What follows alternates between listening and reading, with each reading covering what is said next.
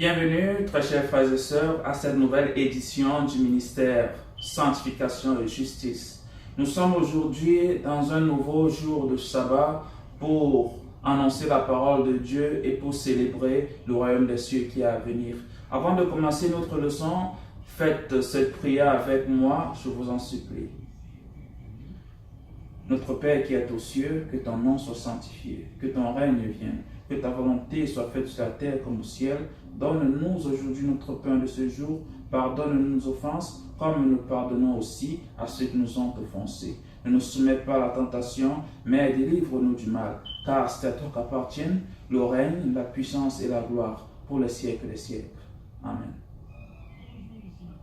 Bien-aimés, nous sommes ravis de vous avoir encore à l'antenne aujourd'hui pour parler des bonnes choses, pour parler de la bonne nouvelle et pour célébrer le retour de notre Sauveur.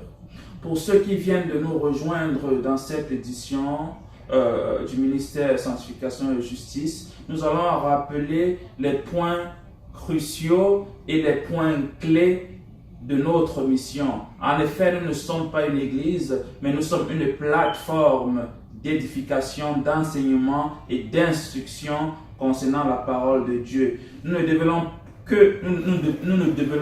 que des sujets clés, des sujets importants, des sujets cruciaux que la religion, principalement chrétienne, ne développe pas. Bien, quelles sont nos croyances? Personnellement, je crois en un Dieu suprême, créateur du ciel et de la terre, le Dieu d'Abraham, le Dieu d'Isaac, le Dieu de Jacob, qui se présente comme je suis dans le livre d'Exode, chapitre 3, du verset 13 à 17, où il dit à Moïse, je m'appelle, je suis. Tu diras aux fils d'Israël que je suis, celui qui suit, m'a envoyé vers vous. Étant donné que la race d'Abraham, d'Isaac et de Jacob n'était pas des Français, ce mot je suis se traduira en hébreu Ahaya. Dans le nom propre de notre Dieu est Ahaya. Et lorsqu'il dit je suis celui qui suit, ça se dit Ahaya, Asha, Ahaya, qui en d'autres termes signifie l'éternel. Je crois à son Fils unique qui a été envoyé des cieux sur cette terre pour sauver son peuple, le peuple d'Israël, que nous allons voir très prochainement. Dont le nom n'est pas Jésus-Christ, comme nous le fait connaître l'Église catholique romaine sous couvert du christianisme. Pourquoi? Parce que la lettre J contenue dans ce nom n'existe qu'il y a de cela moins de 500 ans selon notre ère. Ce qui signifie qu'au moment où notre Sauveur marchait sur cette terre, cette lettre n'existait pas. Par conséquent, il ne peut pas s'appeler Jésus. Mais lorsque nous faisons des études, n'est-ce pas, sur le nom de notre Sauveur, qui effectivement signifie Sauveur, en hébreu se prononce Yasha ou alors Yashaya, qui signifie mon Sauveur. Donc en effet, le nom de notre Sauveur, c'est Yasha, qui signifie Sauveur, ou Yashaya, qui signifie mon Sauveur. Donc je crois en Ahaya et je crois à son Fils, notre Sauveur, qui s'appelle Yashaya. Je crois à la résurrection des morts, je crois à la vie éternelle. Je crois que toute chair ne peut être sauvée que s'il se confesse, se repent, reçoit le baptême et reçoit Yashaya, que le monde appelle Jésus-Christ, comme Seigneur et Sauveur dans sa vie et marche selon les commandements de Dieu. Bien. Tout à l'heure, nous allons développer un sujet très clé. Pourquoi? Parce que à tout Seigneur, tout honneur. C'est pourquoi le sujet de ce jour sera qui est Yashaya, entre parenthèses, Jésus-Christ, dont on parle tellement dans les religions modernes.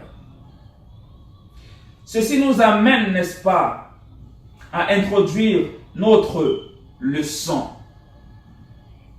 Bien. Pourquoi devons-nous faire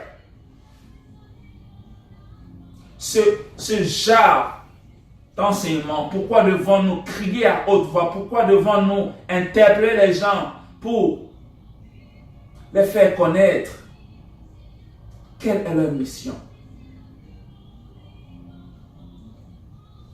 Nous allons lire dans le livre d'Ésaïe, chapitre 58, versets 1 à 2, pour savoir quelle est notre mission. Je lis. Crie à plein gosier, ne te retiens pas. Élève ta voix comme une trompette et annonce à mon peuple ses iniquités. À la maison de Jacob ses péchés. Qui est Jacob? Jacob, c'est Israël, parce que Jacob a été changé en Israël. Mais qui est Jacob en ce moment, selon la chair, selon le sang qui coule dans les veines? C'est-à-dire, quelle est la descendance d'Israël? Ce que le monde appelle communément les nègres, qui tous sont originaires présentement de l'Afrique de l'Ouest et de l'Afrique centrale. Ceux-là sont le reste des enfants d'Israël qui se sont exilés dans ces places du monde lorsque Jérusalem a été détruit en l'an 70 après Christ par les Romains. Il est estimé selon l'histoire que 1 million d'Israélites se sont réfugiés en Afrique de l'Ouest et en Afrique centrale. De l'Afrique de l'Ouest et de l'Afrique centrale, ils ont été expédiés de ce côté de l'Amérique du Nord, des Caraïbes, de l'Amérique du Sud par l'esclavage. Donc toutes ces populations que vous voyez dans les Caraïbes, dans les îles de France, ici en Amérique du Nord, ne sont que le reste, ou alors les descendants directs de Jacob, c'est-à-dire d'Israël. C'est une histoire profonde, mais c'est une histoire réelle. Et aujourd'hui, l'Éternel est en train de réveiller ses fils à leur propre identité. Parce que ceux qui occupent la terre de Jérusalem aujourd'hui ne sont pas Israël. Bien. Verset 2. Tous les jours, ils me cherchent, ils veulent connaître mes voies, comme une nation qui aurait pratiqué la justice et n'aurait pas abandonné la loi de son Dieu. Ils me demandent des arrêts de justice. Ils désirent l'approche de Dieu. Chaque jour, nous, principalement les nègres, nous nous plaignons d'être en dessous de tous les peuples du monde. Mais nous nous posons la question, pourquoi? C'est à cause de notre transgression envers notre Dieu que nous avons été mis en dessous de tous les peuples, selon Deutéronomie chapitre 28.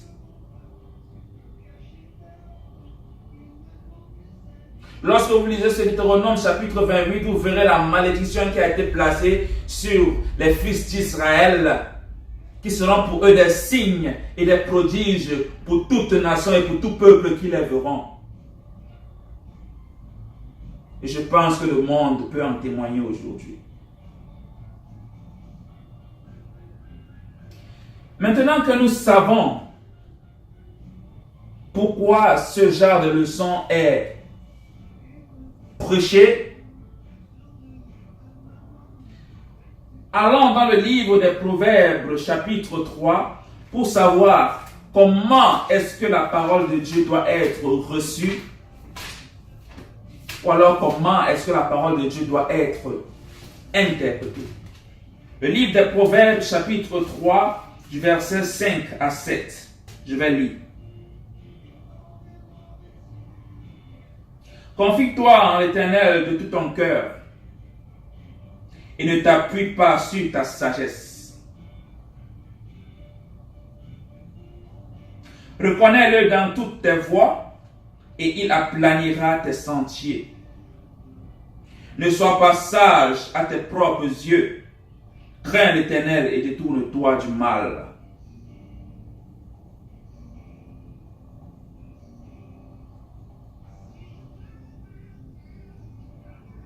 Ne t'appuie pas sur ta propre sagesse. Ce mot a une signification très profonde. Je m'explique. Il nous a été enseigné, n'est-ce pas, dans le christianisme principalement, parce que c'est le christianisme qui est la seule religion qui prétend prêcher Christ, qui prétend prêcher Dieu. Donc, je vais expliquer ce que ça signifie. Ne t'appuie pas sur ta propre sagesse. Un sujet simple. Il est dit dans le christianisme que nous sommes sous la grâce. Par conséquent, nous ne sommes plus sous la loi de Dieu.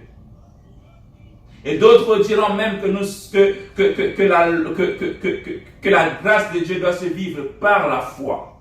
Donc, nous allons briser ce mensonge, n'est-ce pas, à partir de 4 préceptes bibliques. Et à moins de 5 minutes, vous aurez une compréhension simple et pratique de pourquoi nous sommes encore dans les ténèbres. À cause de ce simple mensonge. Nous sommes sous la grâce et non sous la loi. Nous allons prouver à partir de la Bible simplement que ce n'est pas le cas. Nous sommes sous la grâce, c'est vrai, mais nous sommes encore sous la loi. Restez avec moi. Allons dans le livre de Romains. Nous allons utiliser ce même apôtre dont on utilise les écrits pour mentir à la masse, c'est-à-dire Paul. Nous allons utiliser ces mêmes écrits pour prouver que c'est faux ce que le christianisme enseigne. Donc nous allons dans le livre de Romains, chapitre 6, du verset 1 à 2. Je lis. Que dirons-nous donc? Demeurions-nous dans le péché afin que la grâce abonde? Ça, c'est ce que les chrétiens se disent. Ils disent que nous sommes sous la grâce et non sous la loi. Donc Paul lui-même pose la question. Que dirons-nous donc? Demeurions-nous dans le péché afin que la grâce abonde? Verset 2, il répond à la question. Il dit loin de là, c'est-à-dire non. Nous qui sommes morts au péché, comment vivions-nous encore dans le péché? Bien, une question se pose donc. Qu'est-ce que le péché? Parce que pour savoir ce que c'est que demeurer dans le péché signifie, nous comprendrons mieux ce que signifie la grâce de Dieu.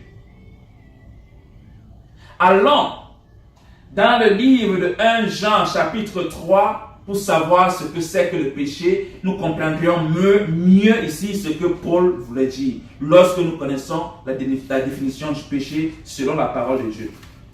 Donc nous allons lire dans le livre de 1 Jean chapitre 3 du verset 3 à 4. Je vais lire. Quiconque a cette espérance en lui se purifie comme lui-même est pur. Quiconque pêche transgresse la loi, et le péché est la transgression de la loi. Attends un peu, Paul.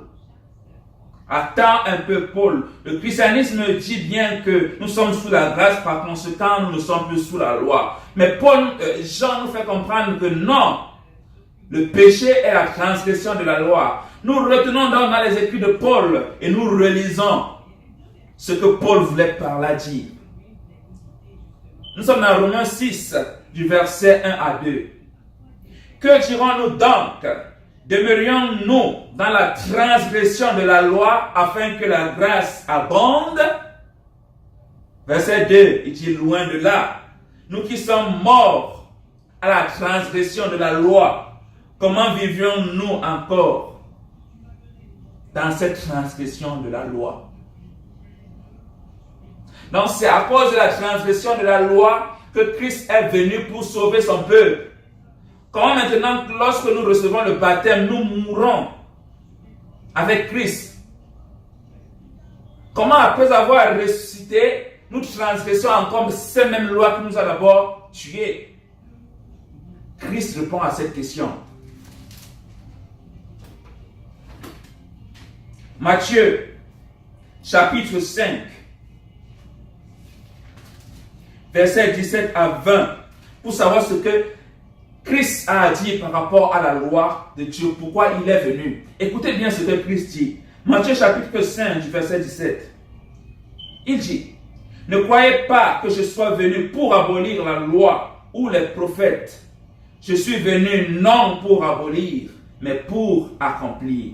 Je sais que les serviteurs de Dieu, du christianisme, vont s'arrêter à s'accomplir. Ils ne vont pas continuer jusqu'en bas. Mais je vais continuer pour que vous compreniez mieux ce qu'il veut par là dire. Verset 18. Car je vous le dis en vérité, tant que le ciel et la terre ne passeront point, il ne disparaîtra pas de la loi un seul iota ou un seul trait de lettre jusqu'à ce que tout soit arrivé. Waouh! Donc, tant que le ciel et la terre ne passeront pas, sommes-nous encore dans la même terre? Oui. Avons-nous encore les mêmes cieux? Oui. Par conséquent, la loi existe. Mais ce n'est pas fini. Verset 19. Celui donc qui supprimera l'un de ses plus petits commandements et qui enseignera aux hommes à faire de même sera appelé le plus petit dans le royaume des cieux. Mais celui qui les observera et qui enseignera à les observer, celui-là sera appelé grand dans le royaume des cieux. Car je vous le dis, si votre justice ne surpasse pas celle des scribes et des pharisiens, vous n'entrerez point dans le royaume des cieux. Pourquoi il dit cela? Parce que les scribes connaissaient la loi, mais ne la mettaient pas en pratique. Voici Christ qui dit que celui qui la mettra en pratique et enseignera aux autres à la mettre en pratique, celui-là sera appelé grand dans le royaume des cieux. Par conséquent, la loi, la grâce, n'est pas une excuse pour ne plus garder la loi de Dieu. Paul va conclure là-dessus en disant ceci. Jean va conclure en disant ceci. Pourquoi? Parce que lorsque nous connaissons ce que c'est que le péché, nous connaissons ce que c'est que l'amour de Dieu. Nous connaissons que le péché est la transgression de la loi. Qu'est-ce que l'amour de Dieu? Jean va nous dire ce que c'est. 1 Jean chapitre 5 du verset 2 à 3. Je lis.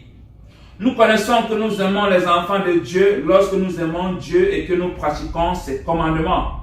Car l'amour de Dieu consiste à garder ses commandements et ses commandements ne sont pas pénibles. Vous voyez, bien-aimés, nous venons, n'est-ce pas, de briser un mythe, un mensonge, un complot en 5 minutes. La grâce sans la loi est impossible. Mais la grâce avec la loi est possible parce que nous avons l'Esprit Saint qui nous aide à garder cette loi. Parce que vous ne trouverez aucun prophète, aucun serviteur de Dieu dans cette Bible qui n'a pas gardé la loi de Dieu. Christ y compris. Maintenant que nous savons la mission du ministère de sanctification et justice, qui est d'enseigner la loi de Dieu et de démontrer par la parole de Dieu comment la mettre en pratique. C'est possible de la mettre en pratique parce que je le fais et c'est un changement total. Je ne vous demande pas de faire ce que je dis, mais je vous demande de faire ce que Christ dit dans la parole de Dieu. Ceci nous amène, bien-aimés, à introduire notre leçon qui est intitulée « Qui est Yahshua ?» entre parenthèses, Jésus-Christ. Commençons. Pour connaître qui est Christ, bien-aimé, nous devons aller au commencement de tout. Nous devons savoir qui était là le premier et d'où vient tout ce que nous voyons. Pour savoir qui est Christ, nous devons connaître d'où il vient et où il va.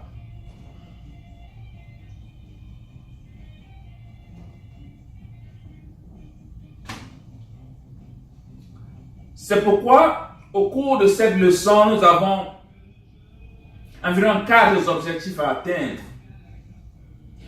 Premier objectif, prouver que Christ n'a pas commencé à exister après sa naissance. Deuxième objectif, nous allons prouver que Christ était là depuis le commencement de tout.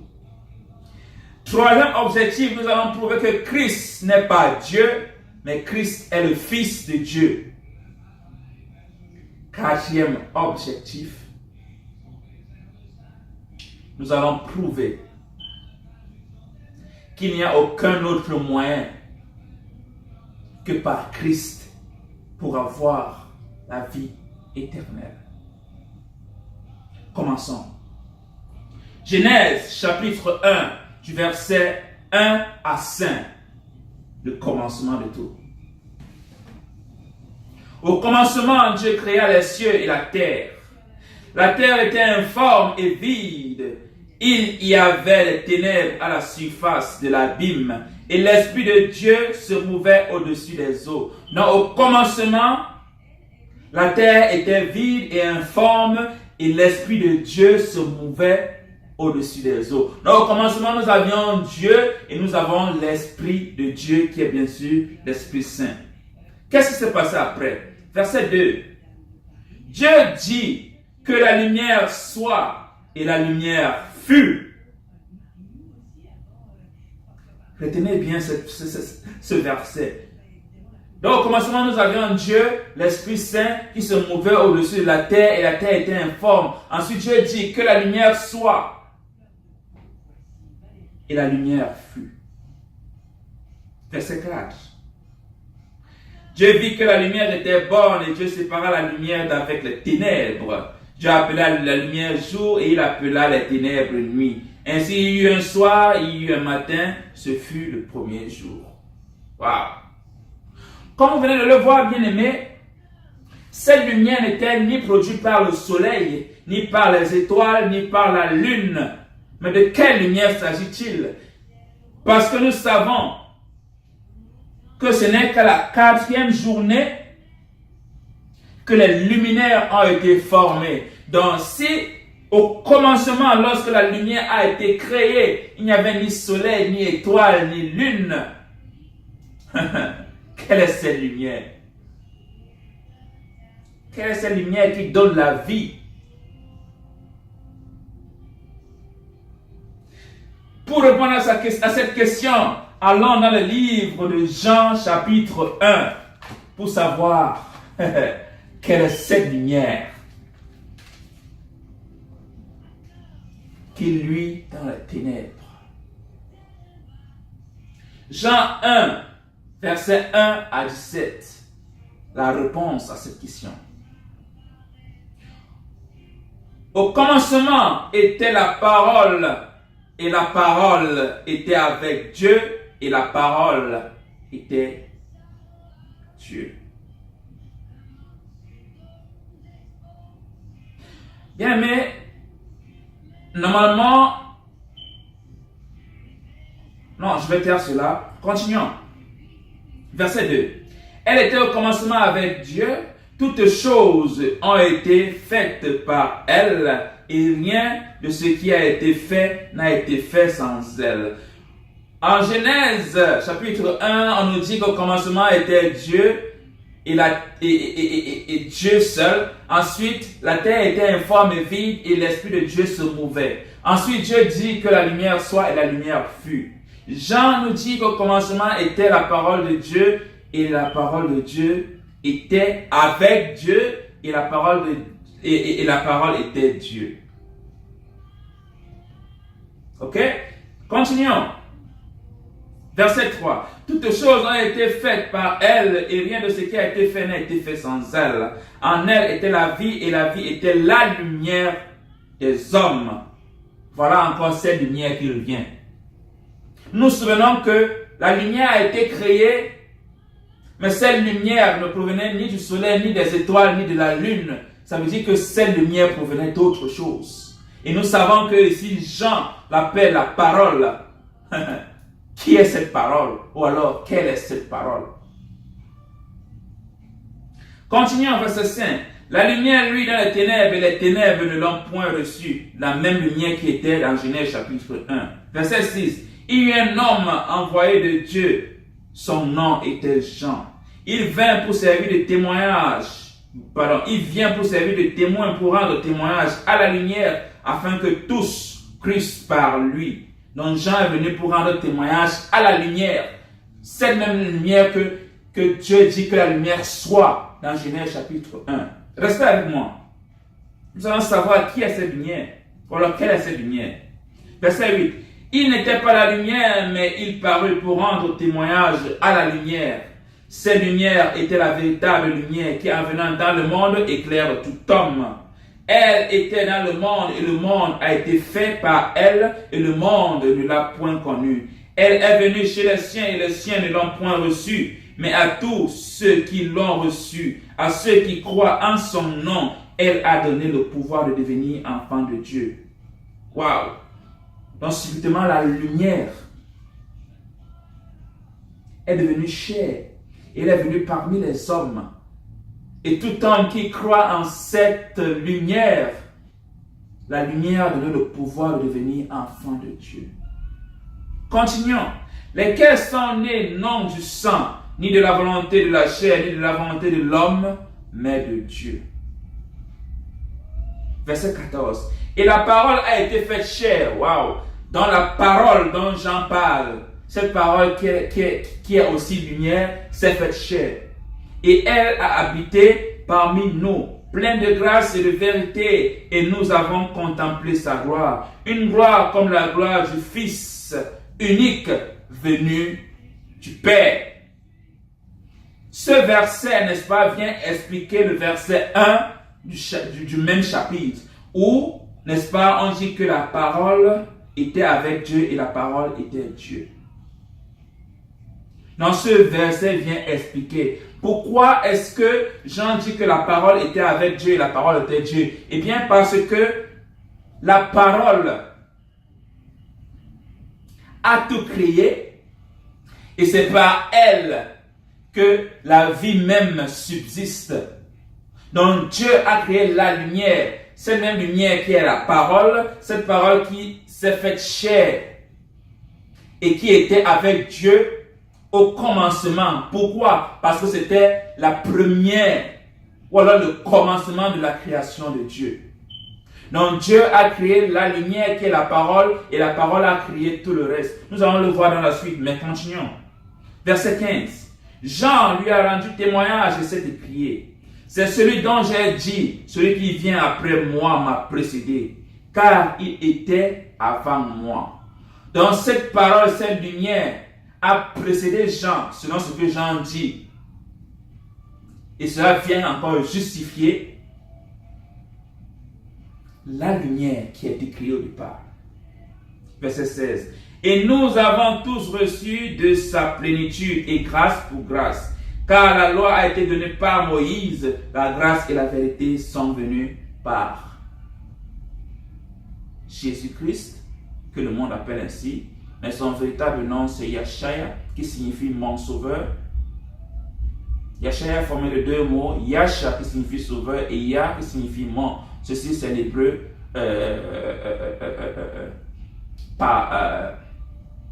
l'hébreu ancien, voilà l'hébreu original. Bien.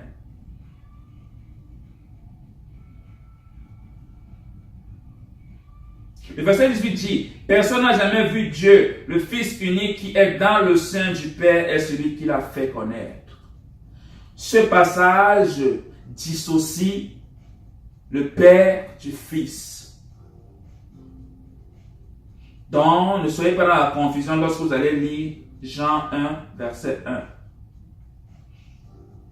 Le Fils, le Père a créé le Fils a créé le reste.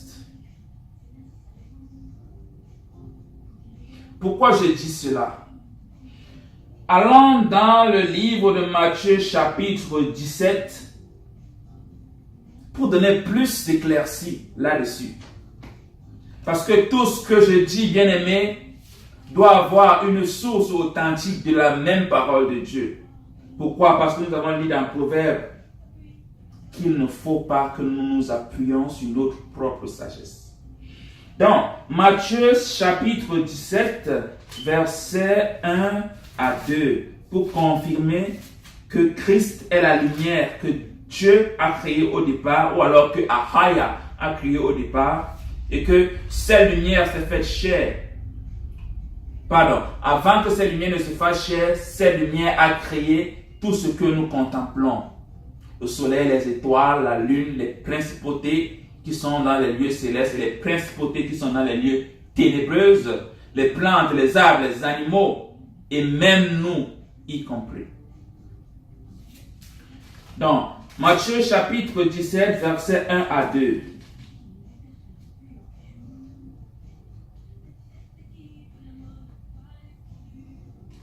Je lis.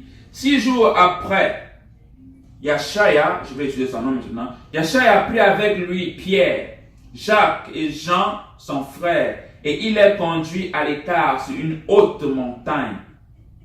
Verset 2.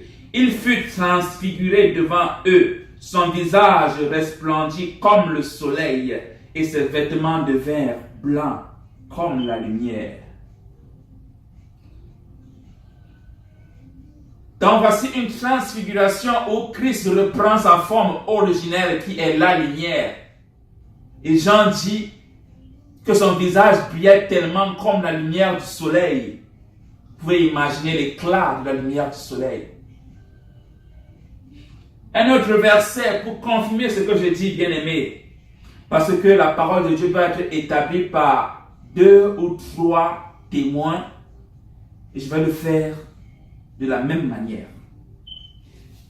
Jean chapitre 12 du verset 46. Jean chapitre 12 verset 46.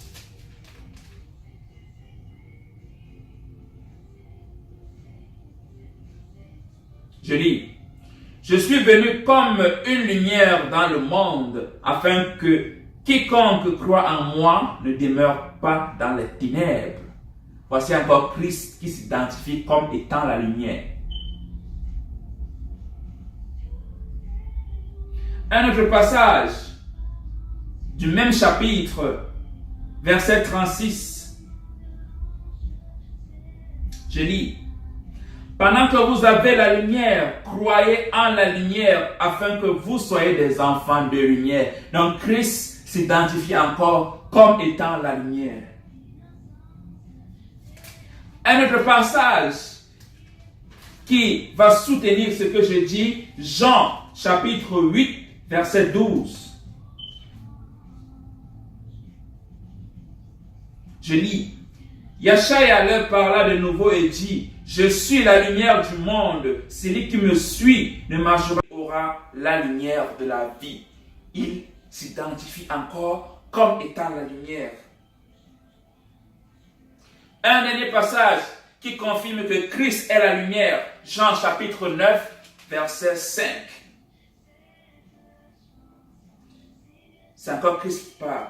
Pendant que je suis dans le monde, je suis la lumière du monde. Christ s'identifie encore comme étant la lumière. C'est très important, bien aimé, pour que ceci soit assimilé. Nous irons maintenant dans Colossiens,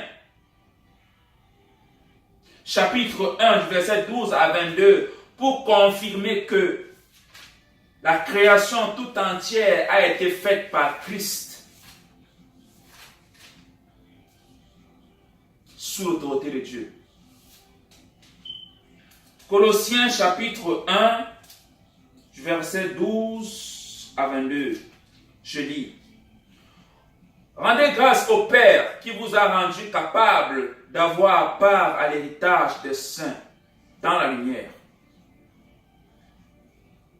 qui nous a délivrés de la puissance des ténèbres et nous a transportés dans le royaume du Fils de son amour, en qui nous avons la rédemption, la rémission des péchés. Il est l'image du Dieu invisible, le premier-né de toute la création. Ceci justifie Genèse chapitre 1, verset 1 à 5. Ceci justifie Jean chapitre 1, du verset 1 à 17. Verset 16. Car en lui ont été créées toutes les choses qui sont dans les cieux et sur la terre, les visibles et les invisibles, trône, dignité, domination, autorité, tout a été créé par lui et pour lui. Ceci justifie encore Genèse chapitre 1 du verset 1 à 5 et ceci justifie encore Jean chapitre 1 du verset 1 à 17. Verset 17. Il est avant toutes choses et toutes choses subsistent en lui. Il est la tête du corps de l'Église. Il est le commencement, le premier-né d'entre les morts, afin d'être en tout le premier. Pourquoi? Car Dieu a voulu que toute plénitude habitât en lui. Il a voulu par lui réconcilier tout avec lui-même, tant ce qui est sur la terre que ce qui est dans les cieux, en faisant la paix par lui, par le sang de sa croix. Et vous, qui étiez autrefois étrangers et ennemis par vos pensées et par vos mauvaises œuvres, il vous a maintenant réconciliés par sa mort dans le corps de sa chair, pour vous faire paraître devant lui saint, irrépréhensible et sans reproche. Donc parce que la vie elle-même a été enfouie en Christ, il fallait que c'est lui-même qui revienne pour mourir pour sa création, afin que sa création reprenne vie en lui-même. C'est pourquoi, bien-aimé, celui qui méprise Christ, méprise la loi de Dieu et méprise Dieu. C'est pourquoi nul ne va au Père que par le Fils. Il n'y a pas 4 chemins. Il n'y a pas de demi-mesure.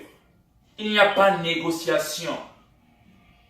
Et dire qu'on aime Dieu, c'est dire qu'on aime Christ et c'est dire qu'on garde les commandements de Dieu. Parce que selon 1 Jean chapitre 5, du verset 3 à 4, il est dit que quiconque prétend aimer Dieu, garde aussi ses commandements.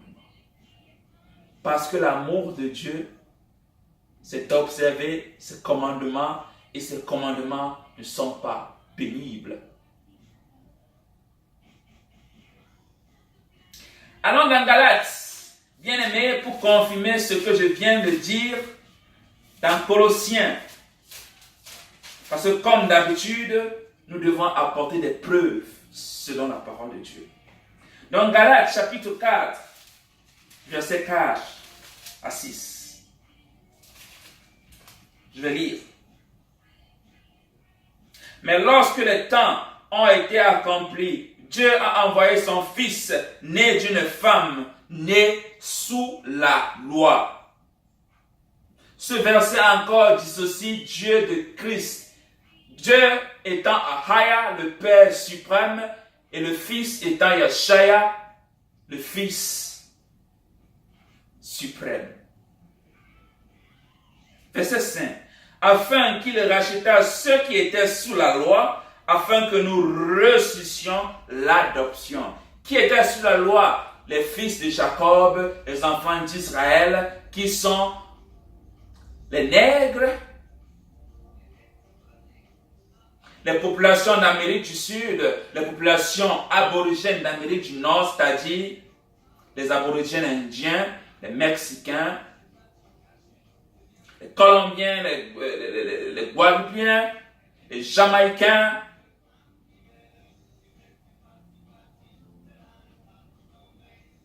les Dominicains, toutes les îles qui ont été peuplées par les esclaves pris depuis les côtes d'Afrique de l'Ouest et d'Afrique centrale.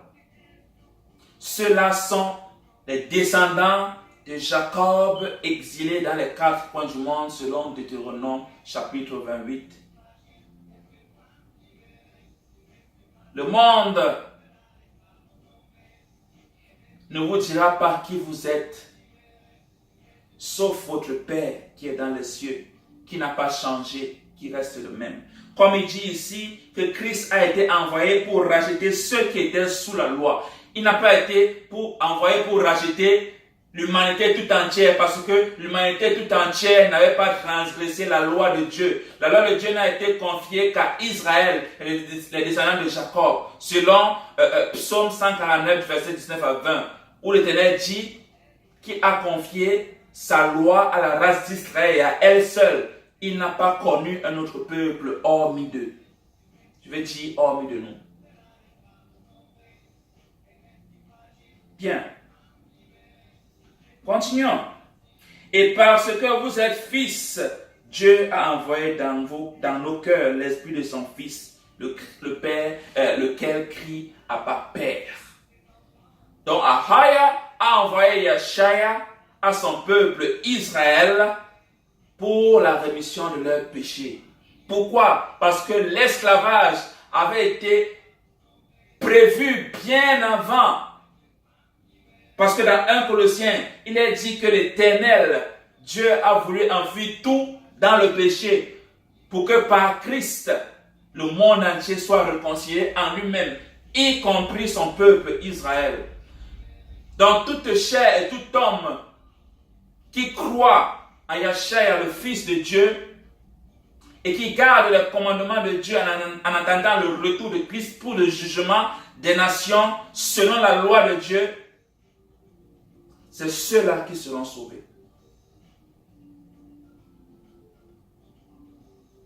Pas les chrétiens, pas les bouddhistes, pas les musulmans, parce que vous ne trouverez aucun de ces noms dans cette parole de Dieu. Aucun. Bien. Étant donné que nous avons confirmé cela, bien-aimés, nous sommes à la conclusion de notre leçon. Voici ce que nous devons retenir. 1 Thessaloniciens chapitre 5.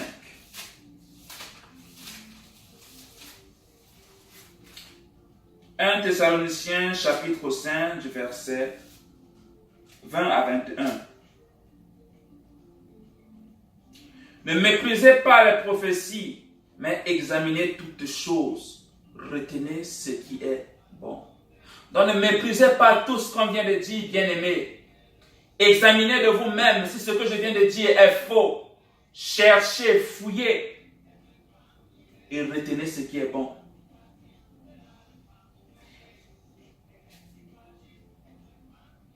Ceci nous amène dans le livre de Jean, chapitre 12. Ceci est le dernier précepte avant de nous séparer, bien-aimés.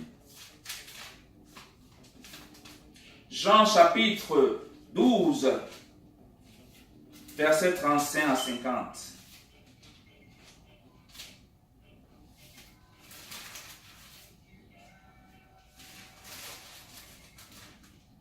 Jean chapitre 12, du verset 35 à 50.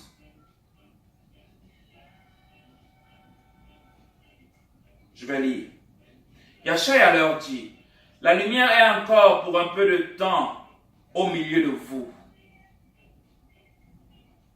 Marchez pendant que vous avez la lumière afin que les ténèbres ne vous surprennent point. Celui qui marche dans les ténèbres ne sait où il va. Pendant que vous avez la lumière, croyez en la lumière afin que vous soyez des enfants de lumière. Yeshua a dit, puisqu'il s'en alla et se cacha loin d'eux. Puis il s'en alla et se cacha loin d'eux. Malgré tant de miracles qu'il avait fait en leur présence, ils ne croyaient pas en lui.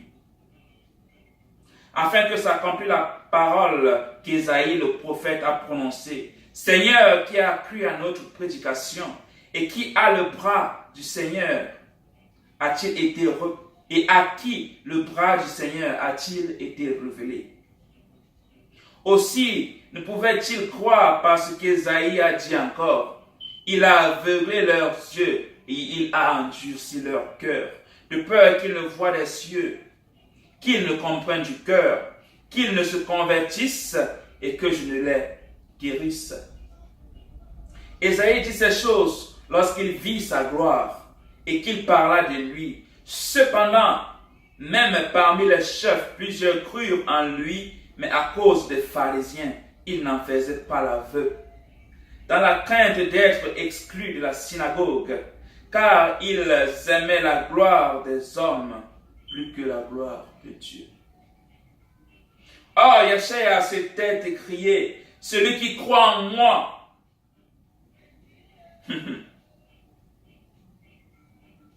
croit non pas en moi, mais en celui qui m'a envoyé. Et celui qui me voit, voit celui qui m'a envoyé. Je suis venu comme une lumière dans le monde, afin que quiconque croit en moi ne demeure pas dans les ténèbres. Si quelqu'un entend mes paroles et ne les garde point, ce n'est pas moi qui le juge, car je suis venu non pour juger le monde, mais pour sauver le monde. Celui qui me rejette et qui ne reçoit pas mes paroles a son juge, la parole que j'ai annoncée. C'est elle qui le jugera au dernier jour. Car je n'ai point parlé de moi-même, mais le Père qui m'a envoyé m'a prescrit lui-même ce que je dois dire et annoncer.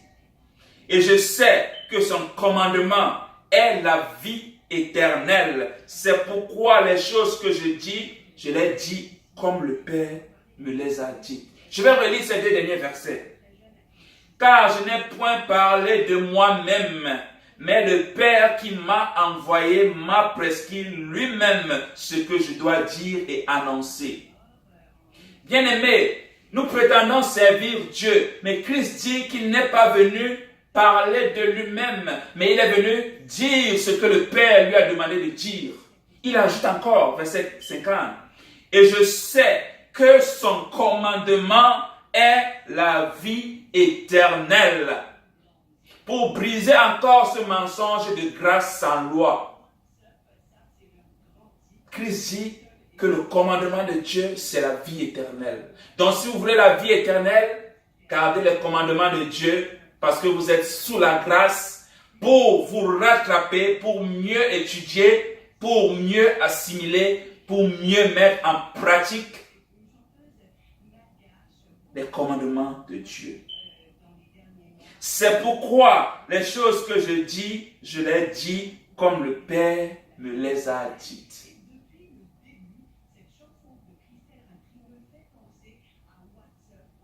La conclusion de tout ceci, bien-aimés, est la suivante.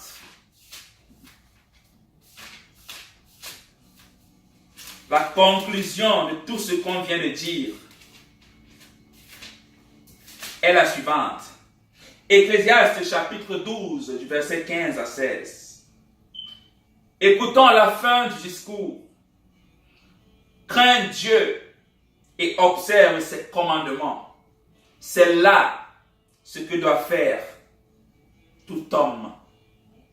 Car Dieu amènera toute œuvre en jugement au sujet de tout ce qui est caché, soit bien, soit mal. Amen. Faisons notre prière de sortie et nous nous retrouverons à notre prochaine leçon. Car aujourd'hui nous savons qui est Yeshua, que le monde connaisse le nom de Jésus-Christ. Notre prochaine leçon sera intitulée « Pourquoi Christ est-il venu ?»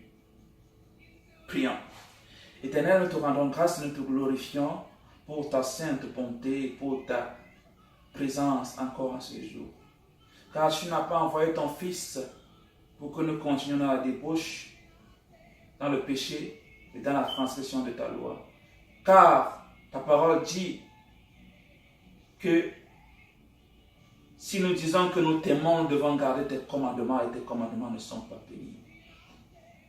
Éternel, que cette parole atteigne les cœurs pour lesquels tu l'as disposée, qu'elle les mette en pratique et qu'ils l'étudient sincèrement et sérieusement, car toi seul sais cela que tu as destiné pour ton royaume.